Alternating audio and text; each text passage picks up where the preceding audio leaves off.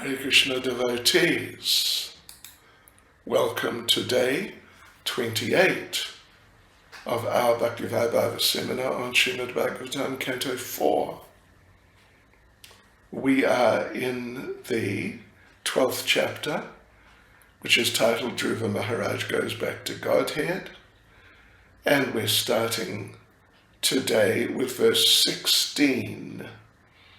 Section 4, Dhruva goes to Bhadrak Ashram, which is from verse 16 to verse 18, starting with verse 16. First of all, our prayers.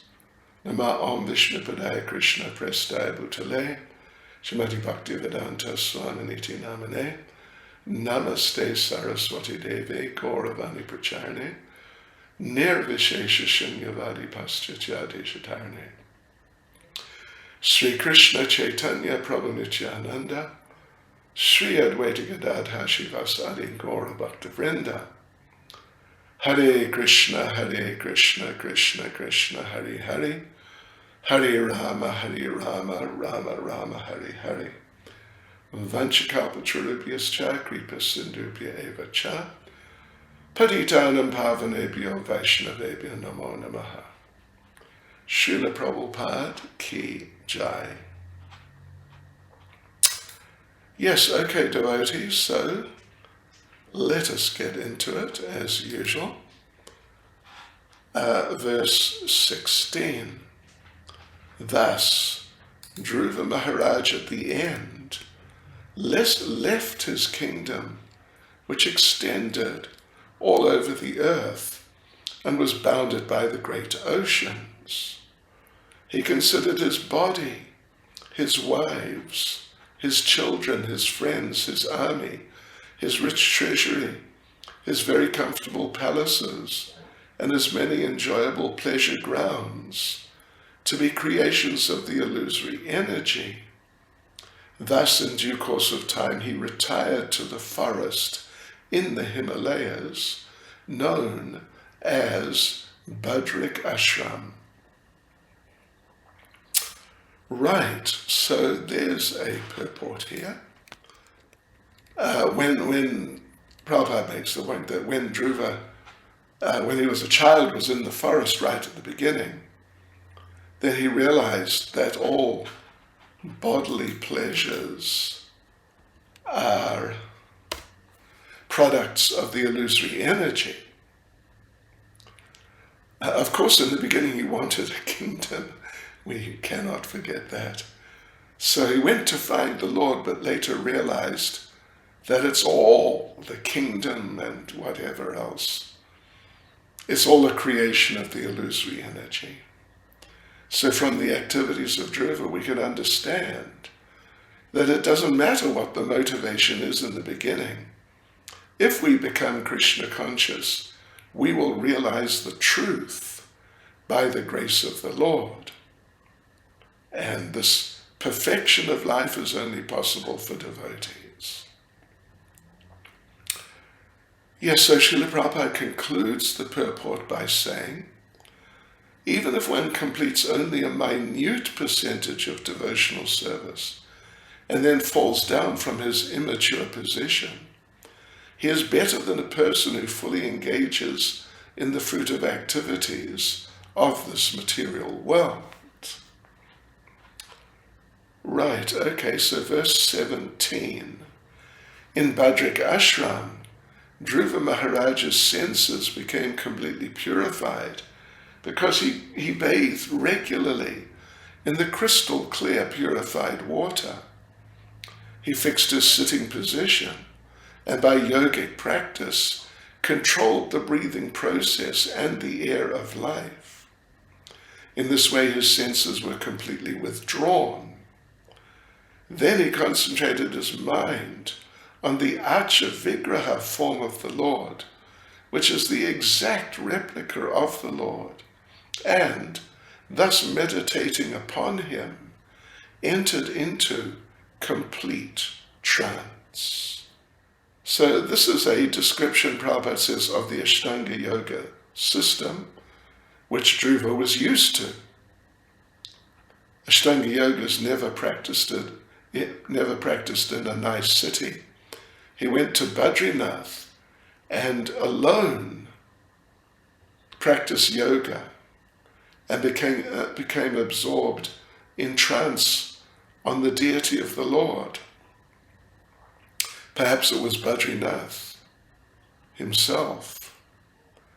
So the deity, of course, is not an idol, like something imaginary. It's an incarnation of the Lord, and it's appreciable by devotees.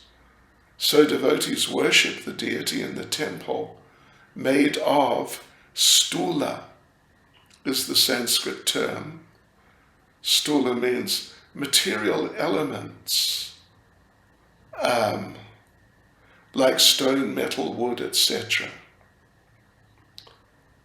So since devotees follow regulative principles, even though the deity is in a physical form, he's non-different from the original spiritual form of the Lord. So the devotees get the benefit of achieving the ultimate goal of life, being absorbed in thought of the Lord. Srila Prabhupada concludes the purport by saying, this incessant thought of the Lord, as prescribed in the Bhagavad Gita, makes one the topmost yogi. Right, okay, so on to verse 18. Because of his transcendental bliss, incessant tears flowed from his eyes. His heart melted, and there was shivering and standing of the hairs all over his body. Thus transformed, in a trance of devotional service, Dhruva Maharaj completely forgot his bodily existence, and thus he immediately became liberated from material bondage. So, Srila Prabhupada begins the purport by saying that due to constant engagement in devotional service of hearing, chanting, remembering, worshipping the deity, etc., there are different symptoms which appear in the body of the devotee. Ashtasattvika Vikara, the 8 symptoms described in Chaitanya Charitamrita and Shalila chapter 14, verse 99, and these symptoms indicate that the devotee is liberated. And of course, when the devotee forgets bodily existence, he's liberated. Srila Prabhupada gave the example of a coconut, that as the coconut dries out, as it becomes mature, the flesh inside separates from the shell. And then if you shake the shell of the coconut, you hear the inside rattling, because it's separate. It's like a separate entity from the shell. So similarly, when the devotee is fully absorbed in devotional service, he's completely disconnected from the 2 coverings of the gross body and the subtle body. So Dhruva attained this by constant devotional service. So it's already been described that he's a Mahabhagavat. If one is not a Mahabhagavat, these symptoms will not be there. Lord Chaitanya Haridas Thakur, they had these symptoms, and many other devotees too, great devotees. Not to be imitated, but when you're advanced, they come, and they indicate the devotee is materially free. So even when beginning the devotional service, when beginning the devotional service, the path of liberation opens, like a coconut taken from the tree, automatically begins to dry, just takes some time. So the important word here is mukta linga. Mukta means liberated, linga means the subtle body. When a man dies, he leaves the gross body, but the subtle body goes takes him to the new gross body. In the present body, the subtle body takes us from one stage of life to another, from childhood to youth, etc. The mental conditions of the child or the youth or the old man are different. And a further change of body happens due to the subtle body. And then the subtle body takes you from one gross body to another. And this is transmigration of the soul. But then it's also possible to become liberated from the subtle body. Then you're ready to go back to Godhead. So there is actually a third paragraph here of the purport. So this description of the bodily symptoms of Dhruva Maharaj shows he was perfectly ready to go back to Godhead. We experience the difference between the gross and subtle bodies daily. In dreams, the subtle body takes you elsewhere, although the gross body is lying on the bed.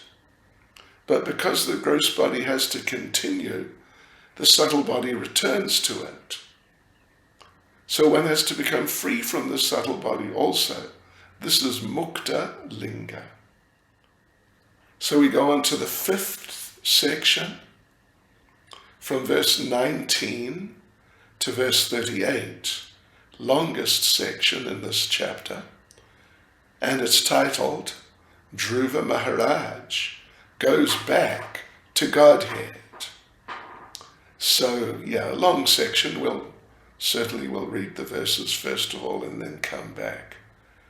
Verse 19, as soon as the symptoms of his liberation were manifest, he saw a very beautiful airplane coming down from the sky, as if the brilliant full moon were coming down, illuminating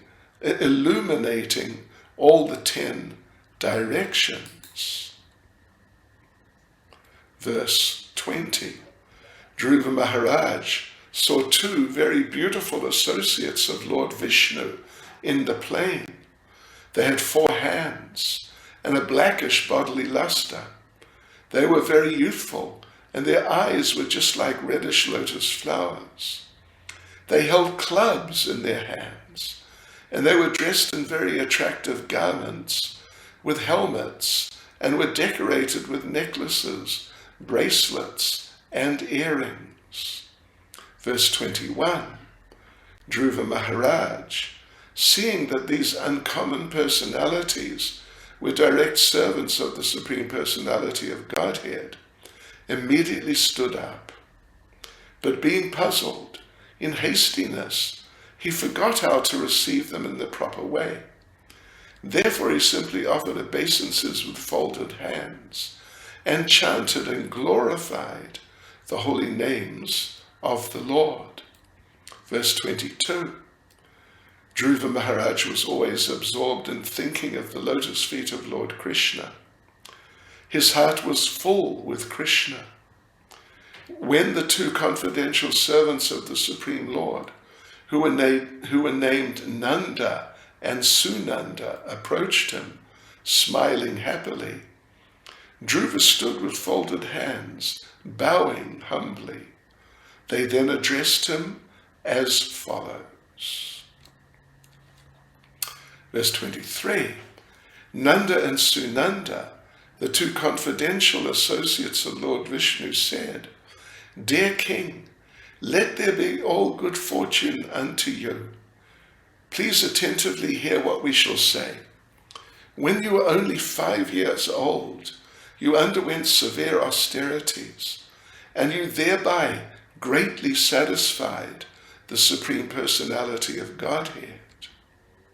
Verse 24, we are representatives of the Supreme Personality of Godhead, the Creator of the whole universe, who carries in his hand the bow named Saranga. We're being specifically deputed to take you to the spiritual world. Verse 25, and this is them still continuing, Nanda and Sunanda. To achieve Vishnu Loka is very difficult, but by your austerity you have conquered. Even the great rishis and demigods cannot achieve this position. Simply to see the supreme abode, the Vishnu planet. The sun and moon and all the other planets, stars, lunar mansions and solar systems are circumambulating it. Now please come. You are welcome to go there. Verse 26. Dear King Dhruva, neither your forefathers nor anyone else before you ever achieved such a transcendental planet. The planet known as Vishnu Loka, where Lord Vishnu personally resides, is the highest of all. It is worshipable by the inhabitants of all other planets within the universe. Please come with us and live there eternally. Verse 27. O immortal one, this unique airplane has been sent by the Supreme Personality of Godhead, who is worshipped by selected prayers, and who is the chief of all living entities. You are quite worthy to board such an airplane. Verse 28, the great sage Maitreya continued. Maharaj Dhruva was very dear to the Supreme Personality of Godhead. When he heard the sweet speeches of the Lord's chief associates in the Vaikuntha planet, he immediately took his sacred bath, dressed himself with suitable ornaments, and performed his daily spiritual duties. Thereafter, he offered his respectful obeisances to the great sages present there and accepted their blessings. Verse 29. Before getting aboard, Dhruva Maharaj worshipped the airplane, circumambulated it, and also offered obeisances to the associates of Vishnu. In the meantime, he became as brilliant and illuminating as molten gold. He was thus completely prepared to board the transcendental plane. Verse 30. When Dhruva Maharaj was attempting to get on the transcendental plane, he saw death personified approach him. Not caring for death, however, he took advantage of the opportunity to put his feet on the head of death, and thus he got up on the airplane, which was as big as a house. Verse 31. At that time, drums and kettle drums resounded from the sky. The chief Gandharvas began to sing, and other demigods showered flowers like torrents of rain upon Dhruva Maharaj. Verse 32. Dhruva was seated in the transcendental airplane, which was just about to start, when he remembered his poor mother, Suniti. He thought to himself, how shall I go alone to the Vaikuntha planet and leave behind my poor mother? Verse 33. The great associates of Vaikuntha Loka, Nanda and Sunanda, could understand the mind of Dhruva Maharaj. And thus they showed him that his mother Suniti was going forward in another plane. Verse 34. While Dhruva Maharaj was passing through space, he gradually saw all the planets of the solar system, and on the path he saw all the demigods in the airplanes showering flowers upon him like rain. Verse 35. Dhruva Maharaj thus surpassed the 7 planetary systems of the great sages who are known as Saptarishi. Beyond that region, he achieved the transcendental situation of permanent life in the planet where Lord Vishnu lives. Right, so, devotees. Verse 36. The self-effulgent Vaikuntha planets, by whose illumination alone all the illuminating planets within this material world give off reflected light, cannot be reached by those who are not merciful to other living entities. Only persons who constantly engage in welfare activities for other living entities can reach the Vaikuntha planets. Verse 37.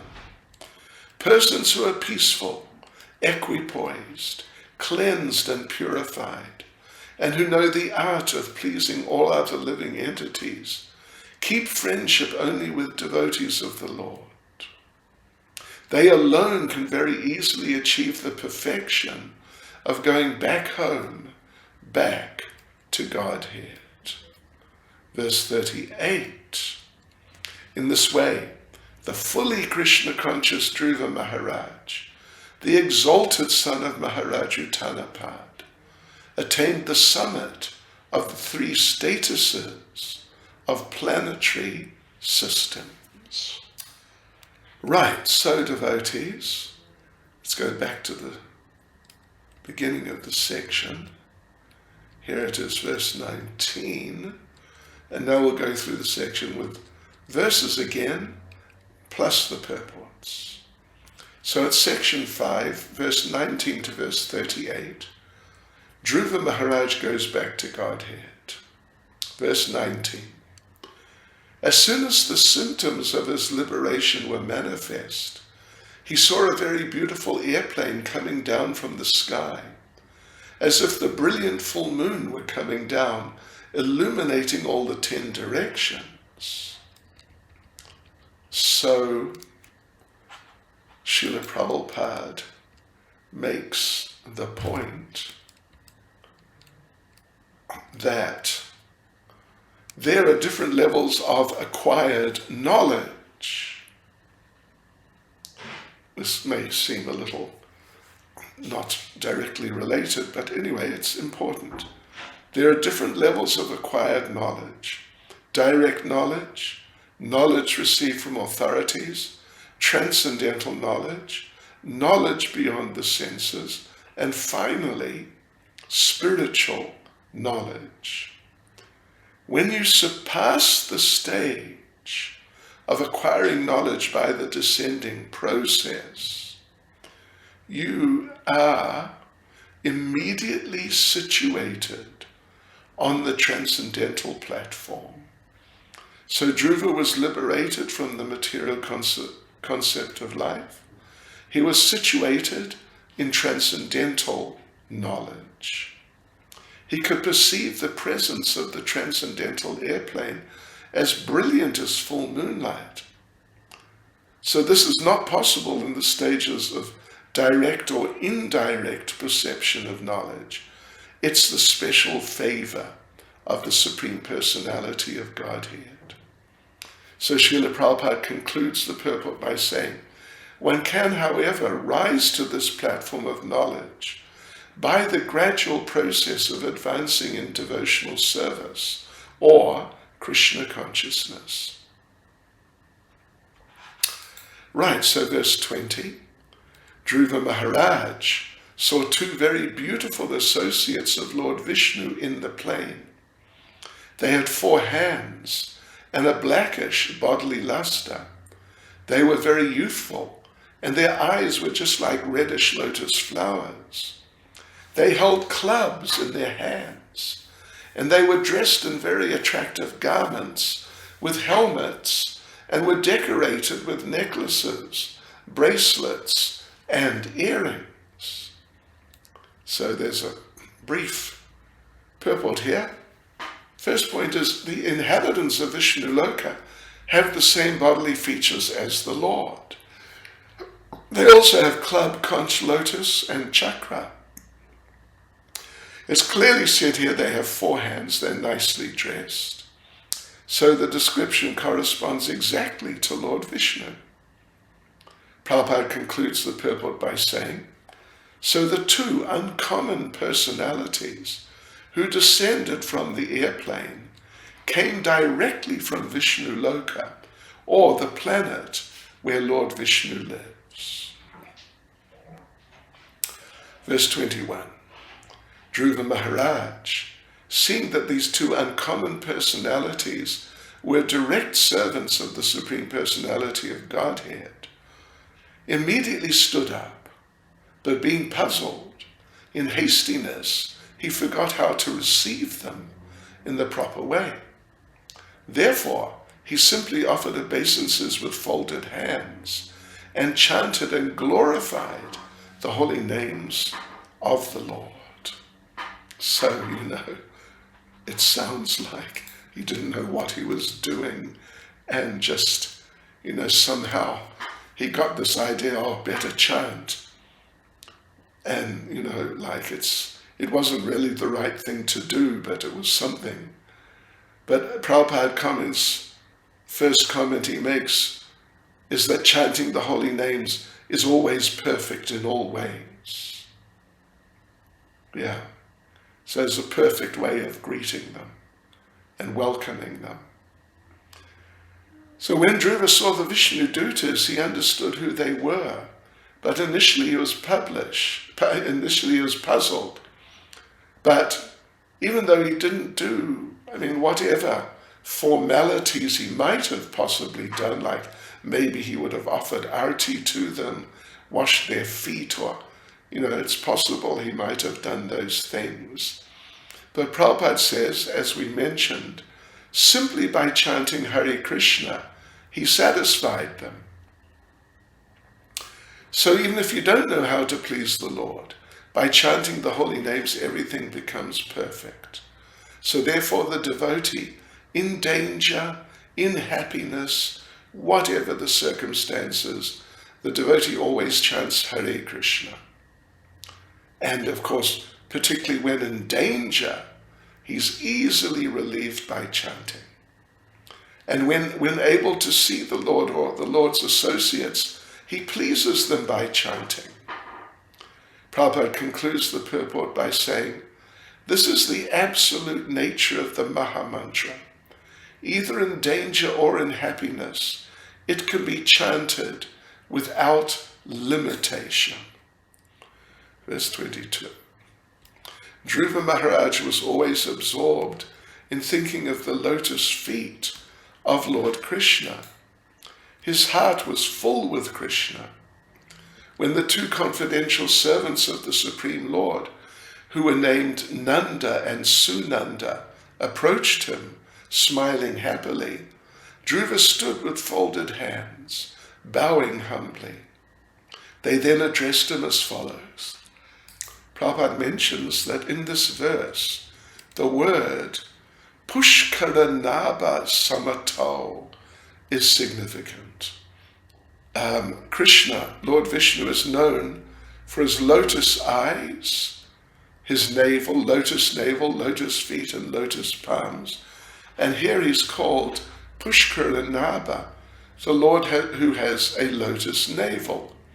Samato means two confidential or very obedient servants. So basically means these two very confidential, very wonderful servants who had navels like lotuses. So anyway, materialistic life differs from spiritual. Material life means disobedience. The other life, spiritual life, means obedience to the will of the Lord. We're all part and parcel of the Lord, and we're supposed to always be agreeable to his order. That is perfect oneness. So there's a second paragraph here in the purport. In the Vaikuntha world, all the living entities are in oneness with the Lord because they never defy his orders. In the material world, the material world, it is not samatha or agreeable. It's always asamatha, disagreeable. But the human form is a chance to be trained to be agreeable to his orders. This is the mission of the Krishna consciousness movement. As Bhagavad Gita says, the laws of material nature are very strict. No one can overcome them, but a surrendered soul can easily overcome them. And the example of Dhruva is very fitting. Just by becoming agreeable to the Lord's orders and developing love of God, he got the chance to meet personally confidential servants of the Lord face to face. But then Srila Prabhupada says, this is possible for everyone. So Srila Prabhupada concludes the purport by saying, anyone who very seriously engages in devotional service can obtain in due course of time the same perfection of the human form of life.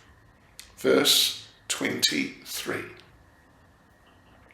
Nanda and Sunanda, the two confidential associates of Lord Vishnu, said, Dear King, let there be all good fortune unto you. Please attentively hear what we shall say.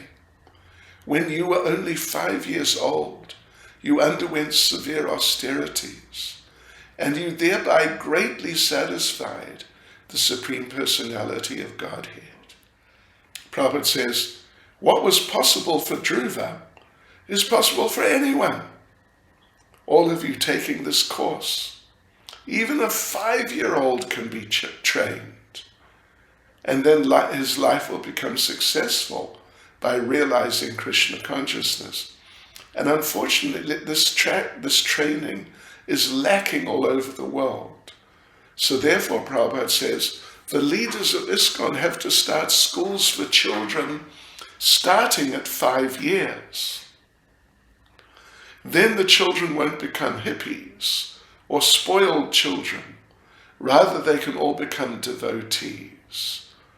And the face of the world will then change. Verse 24. We are representatives, so this is Nanda and Sunanda, the Vaikuntavasis speaking. We are representatives of the Supreme Personality of Godhead, the creator of the whole universe, who carries in his hand the bow named Saranga. We have been specifically deputed to take you to the spiritual world. Right, so in Bhagavad Gita, the Lord says, if we simply know his transcendental pastimes, either in the material world or the transcendental world, and if we understand who he is, how he appears and how he acts, we are immediately fit for transfer to the spiritual world. And this applies, this principle stated in the Bhagavad Gita, operated in the case of Dhruva, King Dhruva. Throughout his life he tried to understand the Lord by austerity and penances. So now Srila Prabhupada concludes the purport by saying, now the mature result was that Dhruva Maharaj became fit to be carried to the spiritual world, accompanied by the confidential associates of the Lord. Verse 25. To achieve Vishnu Loka is very difficult, but by your austerity you have conquered. Even the great rishis and demigods cannot achieve this position. Simply to see the supreme abode, the Vishnu planet, the sun and moon and all other planets, stars, lunar mansions, and solar systems are circumambulating it, the planet, Vishnu Loka. Now please come. You are welcome to go there. Right, so there's a purport. And Srila Prabhupada makes the point that even here in the material world, the so-called scientists and philosophers and speculators, they try to merge into the spiritual world, but they can't go there. But they strive to, that's what Prabhupada says. But a devotee by devotional service not only realizes what the spiritual world is, but goes there for eternal life of bliss and knowledge. This Krishna consciousness movement is so potent that just by adopting these principles and developing love of God, one can easily go back to Godhead. And the example here is Dhruva Maharaj. The scientist and the philosopher may go to the moon, but they're disappointed in their attempts to stay there and live. So while that's the case for them, for the devotee makes an easy journey to other planets and ultimately goes back to Godhead. So, I can just mention here, Prabhupada doesn't mention, but Prabhupada here is saying that the scientist and the philosopher may go to the moon. Yeah.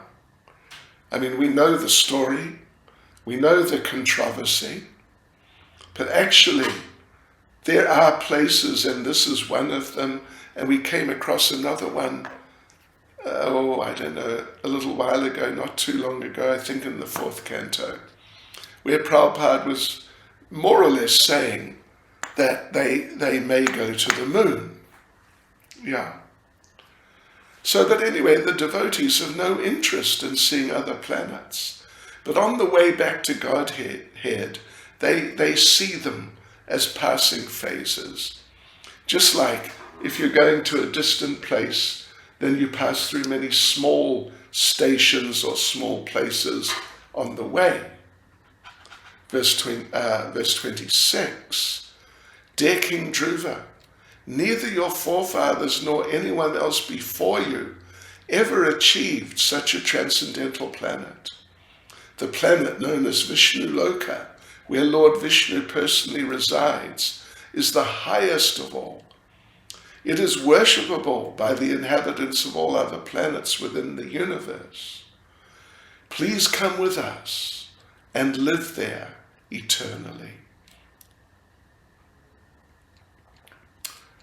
Okay, so let's have a look at the purport here. That first point. So when Dhruva went to perform austerities, he was very determined to achieve a post never dreamed of by his forefathers, even Lord Brahma. His father, of course, was Uttanapad, grandfather was Manu, great-grandfather was Lord Brahma. So Dhruva wanted a kingdom bigger than his great-grandfather's, greater than Lord Brahma's. And he requested Narada Muni to give him facility for achieving that. The associates of Lord Vishnu reminded him that his forefathers and everyone else they were not able to achieve and could not achieve Vishnu Loka. And this is because, at least on the material level, everyone here is karmi, jnani or yogi. There are hardly any pure devotees. This transcendental Vishnu Loka is especially for devotees only.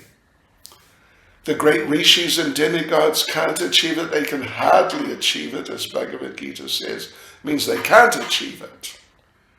Even Brahmaloka is not a permanent place.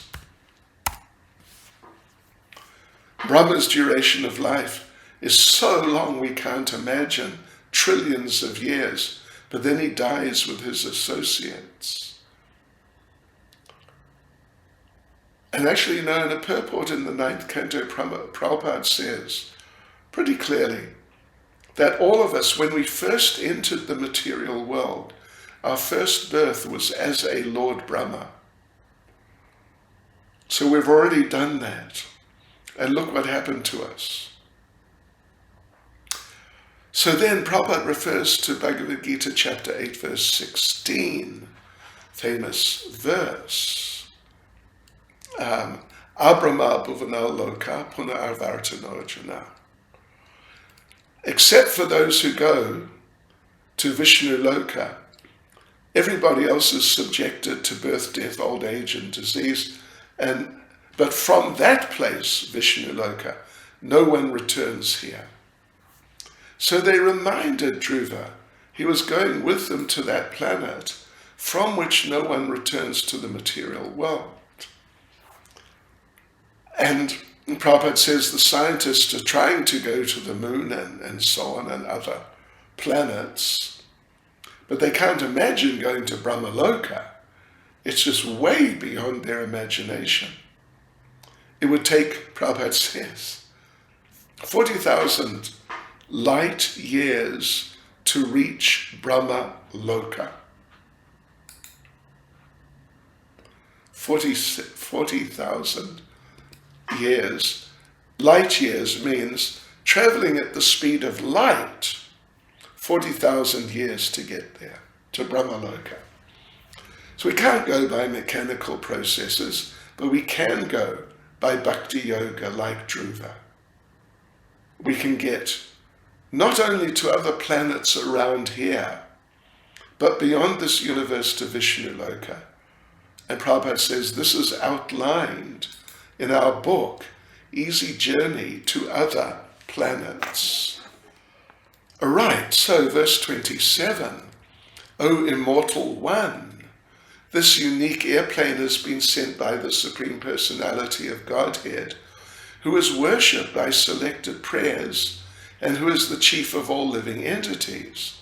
You are quite worthy to board such a plane. So we have purport here.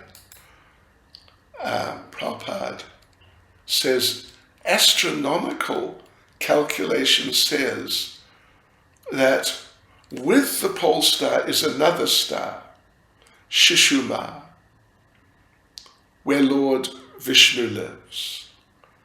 And he's in charge of the maintenance of the material world. And Shishumar or Dhruvaloka can never be reached by anyone other than devotees.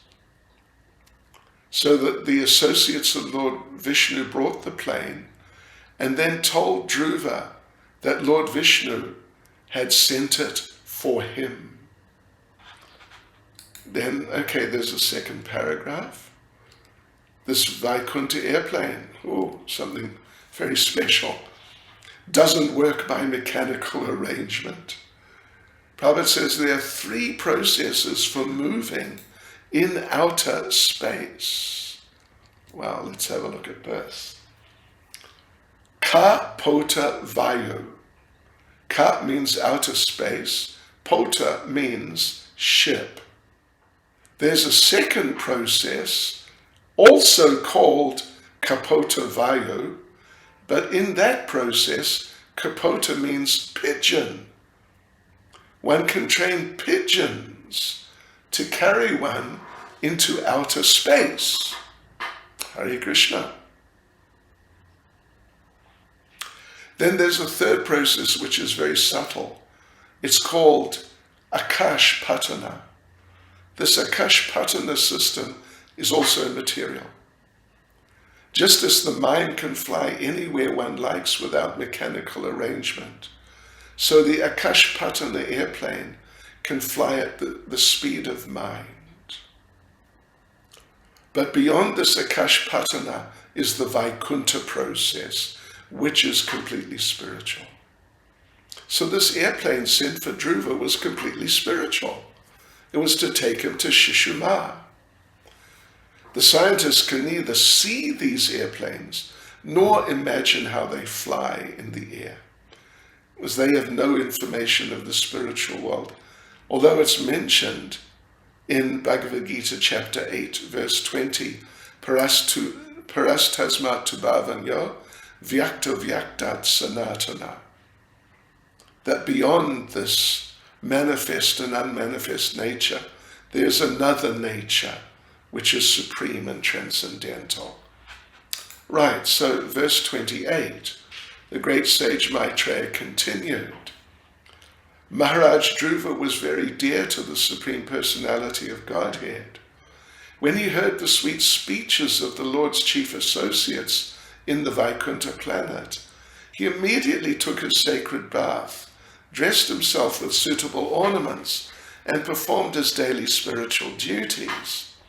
Thereafter he offered his respectful obeisances to the great sages present there and accepted their blessings. So Prabhupada comments, we must note how dutiful Dhruva Maharaj was in his devotional service. Even when he left the material world, when he was going through the process of actually leaving the material world, he was always alert to do his devotional duties. So every devotee early in the morning should take bath, put on tilak. In Kali Yuga you can't get gold or jeweled ornaments, but the 12 tilak marks are enough as purifying decorations. At that time, Dhruva was living at Bhadrik Ashram. So other sages were there, but he didn't become proud that the airplane was sent for him. Prabhupada concludes the purport by saying, as a humble Vaishnav, he accepted blessings from all the sages before riding on the plane brought by the chief of the Vaikuntha associates. Verse 29.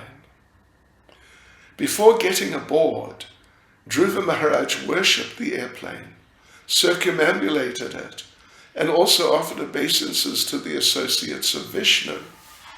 In the meantime, he became as brilliant and illuminating as molten gold. He was thus completely prepared to board the transcendental plane. So, purport is here. In the absolute world, the plane, the associates of the Lord and the Lord, they're all spiritual. There's no material contamination. In quality, everything's one.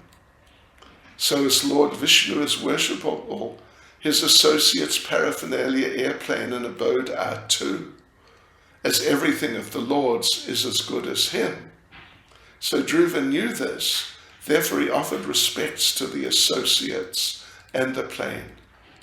And interesting, Prabhupada says, as he did this, his body changed to a spiritual body. So it was illuminating like molten gold. In this way, he became one with all the paraphernalia of Vishnu Loka. Right, then there's a second paragraph. Srila Prabhupada begins the paragraph by saying that Mayavadi philosophers cannot imagine how this oneness can be achieved even in different varieties. Their idea of oneness is that there's no variety. So as Shishuma, Vishnu Loka or Dhruva Loka are completely different from the material world, so the temple of the Lord in this world is also completely different from the material world. As soon as we enter the temple, we must know we're situated differently from the material world. In the temple, the Lord's throne, he himself, his room, etc., are all transcendental. The three modes have no entrance. So it's said to live in the forest is in the mode of goodness, to live in the city is in the mode of passion, and to live in a brothel, liquor shop or slaughterhouse is in the mode of ignorance. Prabhupada concludes the purport by saying, but to live in the temple means to live in Vaikuntha Loka. Everything in the temple is as worshipable as Lord Vishnu or Krishna. Verse 30. When Dhruva Maharaj was attempting to get on the transcendental plane, he saw death personified approach him. Not caring for death, however, he took advantage of the opportunity to put his feet on the head of death, and thus he got up on the airplane, which was as big as a house. So in the purport here, Srila Prabhupada makes the point, first of all, the passing away of the devotee and a non-devotee, these passing aways are not the same at all. Dhruva Maharaj was not afraid when he saw death personified. Rather, he took advantage of him and put his feet on his head. And even, it may be, that was what death personified wanted. I think that's said, it may be said somewhere. So the difference between the deaths of the non-devotees and the devotees is like the difference between the cat and kittens and the cat with the rat. They may appear the same, but they're not. For the rat, being in the mouth of the cat means death. But for the kitten, being in the mouth of the cat, the mother cat, is enjoyable and secure. So Dhruva Maharaj took advantage of the presence of death personified, who had come to offer him obeisances. He put his feet on his head and got onto the airplane, which was as big as a house, griham. Okay, so there's more purport. Second paragraph. There are many similar instances in literature. Kardama created an airplane for Devahuti, which was like a city. Modern scientists make big planes, but they're packed with passengers and are very uncomfortable. Third paragraph. Scientists can't even make a perfect airplane. To compare with the plane of Kardama or this plane, they must make a plane like a city with lakes, parks, etc. And it must be able to fly in outer space, to hover, visit other planets, and so on. And not need space stations for fuel. They would have unlimited fuel, or like this one, not need fuel. Verse 31, at that time, drums and kettle drums resounded from the sky. The chief Gandharvas began to sing, and other demigods showered flowers like torrents of rain upon Dhruva Maharaj. No purport here, so verse 32. Dhruva was seated in the transcendental airplane, which was just about to start, when he remembered his poor mother, Suniti. He thought to himself, how shall I go alone to the Vaikuntha planet and leave behind my poor mother? So he felt, purport, he felt obliged to his mother, as she had given him the clue which led to him now going to Vaikuntha. She was his Pata Pradarshika Guru, the Guru who shows the way, sometimes called a Siksha Guru or a type of Siksha Guru.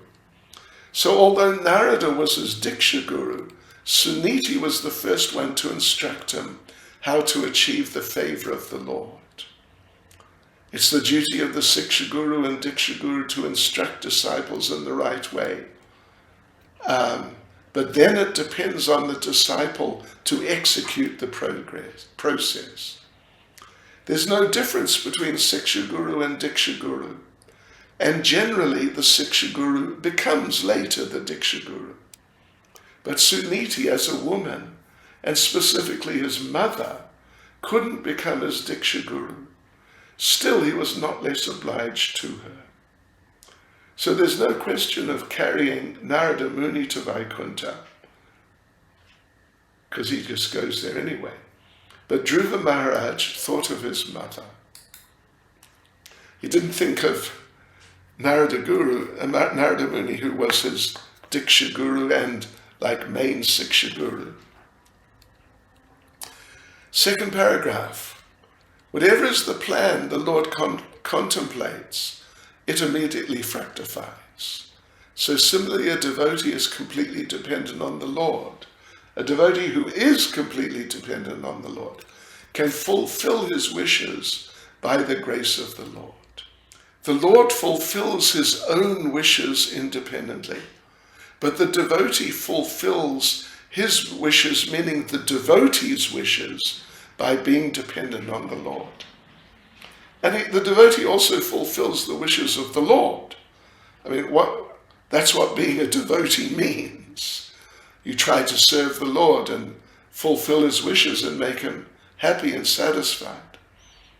So, as soon as Dhruva thought of his mother, he was assured by the Vaikuntha devotees that Suniti was also going back to Godhead in another plane. So Dhruva had thought he was going without her, which would not have been appreciated, as she had given him so much. But Dhruva considered he was not God. So if Krishna fulfilled his desires for his mother to go back to Godhead, that was the only way they could be fulfilled. So Krishna immediately understood his mind and told him his mother was going also. Krishna told Dhruva, that's what Prabhupada says, that his mother is going too.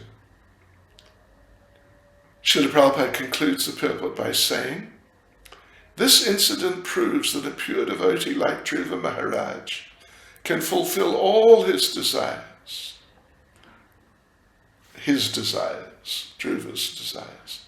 By the grace of the Lord, he becomes exactly like the Lord, and thus whenever he thinks of anything, his wish is immediately fulfilled. Okay, devotees, so we will finish here. All right, Hare Krishna, Srila Prabhupada Ki Jai.